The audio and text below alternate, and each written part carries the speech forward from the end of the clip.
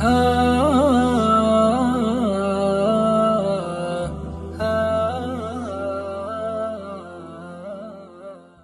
عليكم ورحمة الله وبركاته. وعليكم السلام ورحمة الله وبركاته. عرفنا على اسمك الكريم.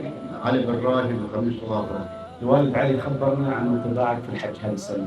والله طبعا صراحة إننا مرتاحين في هذه الحملة، والحملة أول سنة بتحرك عليها. الحمد لله رب العالمين. والحملة طيبة ما انكسر أي حاجة عن أي حاجة. طبعا أول مرة تروح الحج؟ أول مرة أروح الحج. هل كنت تتوقع في صعوبات كذا؟ نعم، لا والله ما في صعوبات، نتوقع صعوبات لكن لابد الإنسان يجتهد. صحيح. لابد بينات صعوبات وبينات يعني الأشياء اللي هو جاي من هناك علشان صعوبة ولا ما صعوبة، جاي يؤدي فريضة الحج اللي عليه إن شاء الله تعالى كل شيء سهل بإذن الله تعالى. إيش أيوة. تقول اللي يتابعوك في سلطنة عمان في تهنيهم بمناسبة العيد؟ والله يتابعون الفضل من تهنيهم بالعيد. أهنيهم، نعم أهنيهم، أهني سلطنة عمان بالعيد الأضحى وأهلك.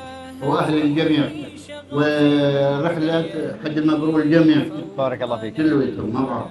وصراحة ما أديت واجبكم. جزاك الله. هل رحلة الحج المبرور صراحة ما قصروا مع أي حاجة. الله يحفظك. وجزاهم الله الخير وبارك الله فيهم. تستاهل كل خير. بارك الله فيك. إذا هذا كان لقاء سريع مع الوالد علي بن راشد بن خميس الغافري. شكرا لك. بارك الله فيك.